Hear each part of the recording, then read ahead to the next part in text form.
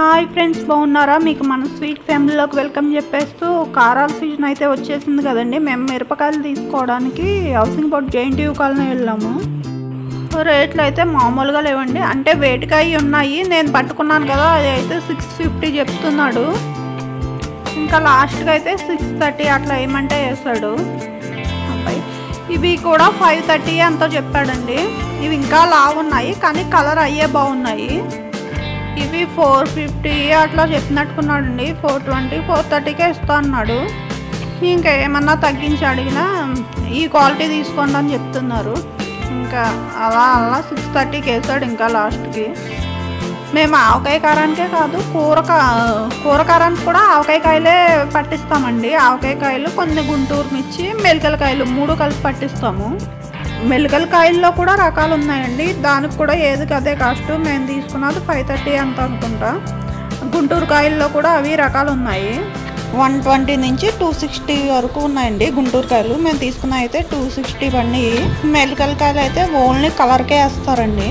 ఈ షాప్ అయితే JNTU రైతు బజార్ పక్కన సందులో ఉంది. ఇది రోడ్డు మీద ఉండేది కానీ లోపలికి పెట్టారు కొంచెం. లాస్ట్ ఇయర్ కూడా ఇక్కడే తీసుకున్నాము.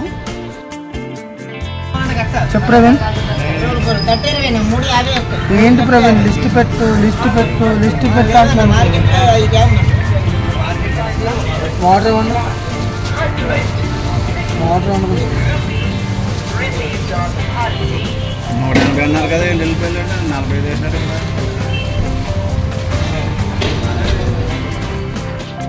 ఇంకా పసుపు కొమ్మలు అక్కడ బాగోపోతే వేరే చోట తీసుకున్నామండి. ఇంకా ఇంటికి వచ్చి తొడాలు తీసి మన్నాడు అన్ని ఎండలో పోసేసాము. కూరకారంలోకి జీలకర్ర, ధనియాలు, మెంతులు అవి ఫ్రై చేసేస్తారు కదండి.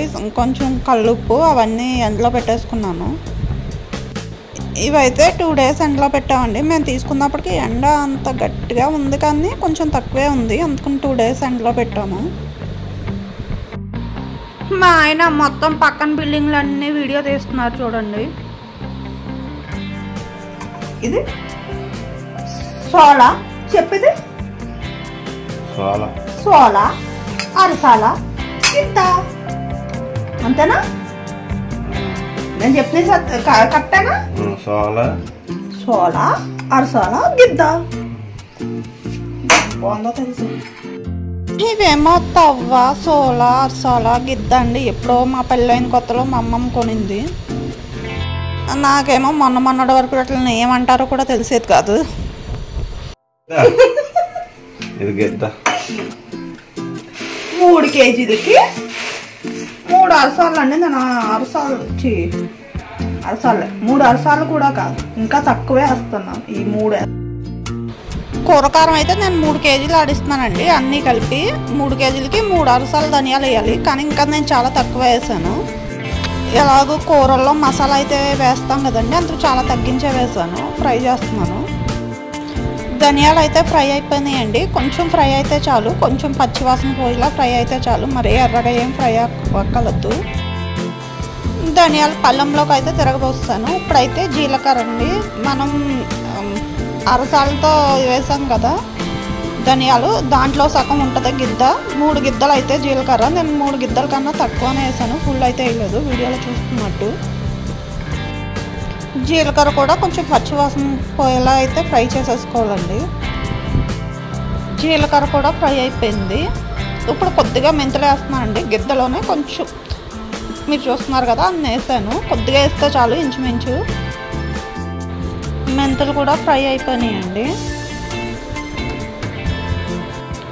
ఇప్పుడేమో ఉప్పు, కల్లుప్పు ఏమో సాల్ట్ వేయాలండి. అరసాలతో ధనియాలు వేసాం కదా, దానికి రెట్టింపు ఉంటుంది ఇది. నేనైతే అది దాని నిండా అయితే పోయలేదు. ధనియాలు, జీలకర్ర అయితే నిండుగా పోయలేదని ఇది తగ్గించే పోసానండి. ఓన్లీ కూర కారానికి మాత్రమే ఇలా మసాలాలు ఫ్రై చేసేయాలి. ఆవకాయ కారానికి అయితే అక్కర్లేదండి. ఎలాగో కూరల్లో మసాలా వేసుకుంటాం కదా అని నేను కొంచెం తగ్గించే పోసాను అన్నీని.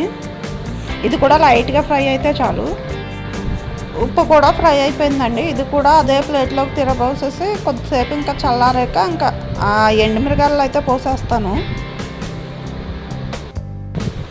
ఇంకా పసుపు, కారం అవి ఆడించడానికి అయితే రెడీ చేసేస్తామండి. ఇదేమో ఆవకాయ కారము. కూర కారంలో మాత్రమే ఆ మసాలాలు వేస్తాము. ఆవకాయ కారంలో అయితే ఏమి వేయద్దండి. ఒక్కొక్క పసుపు కొమ్మ వేస్తాము రెండిట్లో.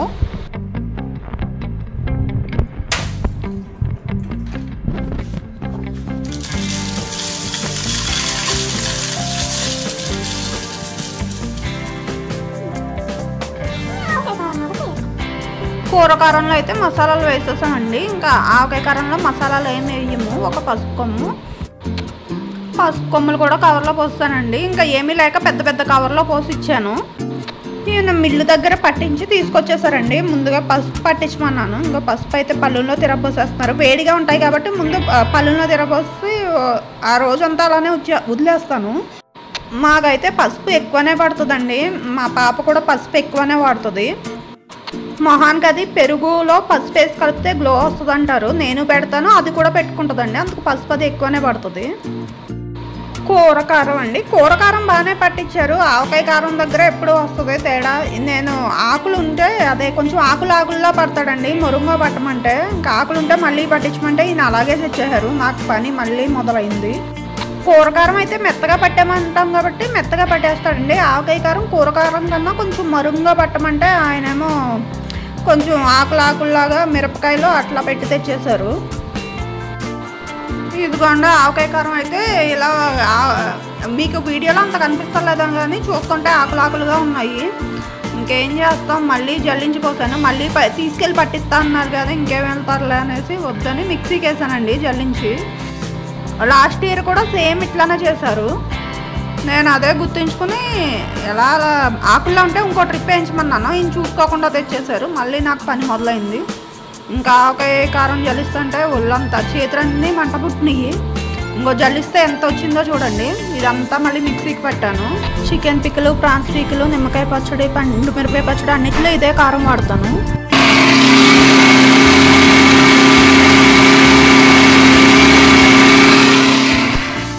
ఇంకా మిక్సీకి పట్టేసి ఇంకా ఇదైతే దాంట్లో కలిపేసానండి. ఆవకాయ కారంలోనే కలిపేసాను. కూర కారం అయితే ఆవకాయలోకి వేయడానికి పైనకి రాదు కానీ ఆవకాయ కారం కూరల్లో కూడా వేసుకోవచ్చు. మసాలాలు వేయం కదా, మనం ఎలాగే మసాలాలు కూర ఉన్నప్పుడు వేసుకుంటాం కదా, అట్లా బాగుంటుంది. ఇంకా మన్నాడు ఆ నైట్ అంతా అలా వదిలేసి మన్నాడు అయితే డబ్బాలో పోసేస్తున్నానండి. ఇవన్నీ ఎప్పుడో ప్రోటీన్ ఎక్స్ డబ్బాలు. గాజు డబ్బాల్లో పోసి పెడదామన్నా డీప్ ఫ్రిడ్జ్లో అయితే కుదరదు కదా, పగిలిపోతాయి. ఇంకా ప్లాస్టిక్ డబ్బాల్లోనే పోసి పెట్టేస్తున్నాను. ఎప్పటి నుంచి ఇవే వాడుతున్నాను. ఇంకా ఆవకాయ కారానికి ఆవకాయ కారము, కూర కారానికి కూర కారము ఏ డబ్బాల్లో ఈ పోసి పెట్టేస్తున్నానండి. ఇంకా పసుపు కూడా డబ్బాల్లో అయితే పోసేసానండి.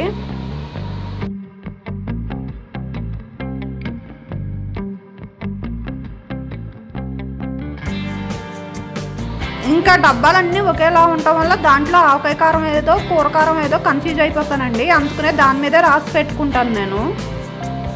ఫ్రిడ్జ్లో పెడితే అన్నీ ఒకేలా అనిపిస్తాయి. ఇంకా మా పాపకు కూడా పంపాలి కాబట్టి నేను కొంచెం ఎక్కువనే పట్టిస్తానండి. అది వెళ్ళిన కాంచి కొంచెం ఎక్కువనే పట్టించవలసి వస్తుంది.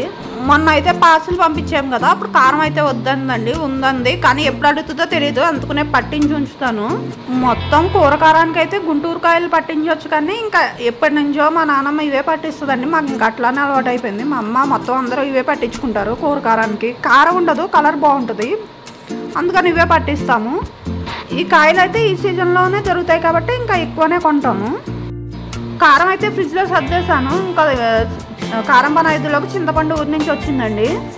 ఇది కూడా 1 ఇయర్కి ఒకసారే కొనుక్కుంటాము. నేనైతే 10 kgs తెప్పించాము. స్వీటీకి అది కొంచెం పులుసు తీసిస్తే దానికి ఎక్కువనే పడుతుంది. ఏం లేదండి, పెచ్చు అక్కడక్కడ ఉంటుంది, కొంచెం నీట్గానే ఉంది. అది వేరేసి తొడాలు కట్ చేసేసి ఇంకా ఫ్రిడ్జ్లో అయితే పెడతాము. చూడండి, దానికి అక్కడక్కడ పెచ్చు ఉంటే వేరేసి ఎలాగ తొడాలు అయితే కట్ చేసేస్తాను. వెనకాల ముచ్చుకులు ఎక్కడో అక్కడక్కడ గింజ కూడా ఉంటుంది, ఇంకా అది కూడా తీసేస్తామండి. ఈసారి అయితే కొంచెం బాగానే ఉంది. లాస్ట్ ఇయర్ అయితే అసలు బాగాలేదు. 3 days పట్టింది నాకు 10 kgs తీయడానికి. ఇంకా చేతికి ఆయిల్ రాసుకుని తీస్తానండి, లేకపోతే అంటుకుపోద్ది. చింతపండు చేతి నిండా అంటుకుపోద్ది. నేను అప్పటికి ఎండలో వేయలేదు, ఎండలో వేస్తే బిగిసిపోద్ది. ఎండలో కూడా ఎక్కువ వేయనండి, కొద్దిసేపు వేసేసి ఇంకా కవర్లో పెట్టి పెట్టేస్తాను. ఇంకా అప్పుడు చెయ్యి ఒకటి తెగి పెచ్చు ఒకటి లేచిపోయిందండి. ఇంకా దానికి అంటుకోకుండా తీయవలసి వస్తుంది. ఇంకా చెయ్యి తెగింది కదా తర్వాత తీసుకోవచ్చు అనుకున్నాను, కానీ అది అట్లానే ఉంటే నాకు కుదురు ఉండదండి. ఇంకా అట్లానే చెయ్యి వేలుకైతే అంటకుండా తీస్తున్నాను. మొత్తానికి 3 days పట్టింది ఇంకా అంతా అవడానికి. 10 kgsకి చింతపండుకి అంత వచ్చిందండి తుక్కు అంతాను. ఇదంతా కూడా నానబెట్టుకుని పులుసు తీసుకునే వాళ్ళు ఉంటారు, నేనైతే తీయను, కొంచెం బద్దకం పడేస్తా. 10 kgs చింతపండు మొత్తం ఇంకా 3 పళ్ళల్లోకి వచ్చింది. ఇంకా ఆ రోజుకైతే ఓపిక అయిపోయిందండి. మన్నాడు పెడుతున్నాను కవర్లలో, ఆ రోజైతే అలానే వదిలేసాను. మనం ఎలాగూ డీప్ ఫ్రిడ్జ్లో పెట్టేస్తాం కాబట్టి ఎండలో అయితే ఎక్కువసేపు పెట్టనవసరం లేదు, పెట్టినా కొద్దిసేపే. నేనైతే పెట్టలేదండి, అలా పొడి పొడిగా ఉండటం వల్ల అదే ఆరిపోయింది. ఇవి ఉంటాయి కదండి కాంప్లెక్స్ కవర్లో, అయితే మేము కాంప్లెక్స్ ఎక్కువనే వాడతాము. ఆ కవర్లో జిప్ లాగా ఉంటుంది కాబట్టి దాంట్లో వేసి పెట్టేస్తాను. 2 కవర్లోకి అయితే ఫుల్ వచ్చేసిందండి. ఇంకా పాత చింతపండు కొంచెం ఉంది వేరే కవర్లో, అది పాత చింతపండు అండి, వీడియోలో చూస్తుంది. అది అలా గడ్డగట్టేద్దా డీప్లో పెడితే. ఇంకా అది పెట్టేసి మిగిలిన ఖాళీ ఉంది కదండి కొద్దిగా ఉంటే దానిపైన వేసేసాను. ఇంకా అలా 3 కవర్లోకి అయితే వచ్చిందండి. ఒక కవర్లో తక్కువనే ఉంది, అది పాతది కొంచెం కొత్తది కొంచెం. ఇంకా ఇవి కూడా డీప్ ఫ్రిడ్జ్లోనే సర్దేస్తానండి. ఇంకా పైన కారాలు అవి సర్దాను కదా, ఇంకా కింద చింతపండు పెట్టేస్తాను. అందుకునే నాకు ఫ్రిడ్జ్ ఇంత పెద్ద ఫ్రిడ్జ్ ఉన్నా అయితే సరిపోదు. ఎవరన్నా అవుతారు ఇంత పెద్ద ఫ్రిడ్జ్ ఉన్నా సరిపోదు అంటే, మేము స్టోరేజ్ ఎక్కువ పెడతాము, 1 yearకి చేసుకునే ఎక్కువ ఉంటాయి. అందుకనే ఫ్రిడ్జ్ కూడా ఇంత పెద్దది తీసుకోవాల్సి వచ్చింది. ఇంకా ఫుల్గా ఉన్న 2 కవర్లు అయితే డీప్ ఫ్రిడ్జ్లో పెట్టేసి, ఇంకా పాతదైతే మామూలు ఫ్రిడ్జ్లో అయితే పెడుతున్నాను. చూడండి నార్మల్ ఫ్రిడ్జ్ కూడా అప్పటికి గందరగోళంగా ఉంది, నీట్గా అయితే సర్దలేదు. ఇంకా అదైతే దీంట్లో పెట్టేశాను. అంతేనండి video. Watch my next video. Bye అండి.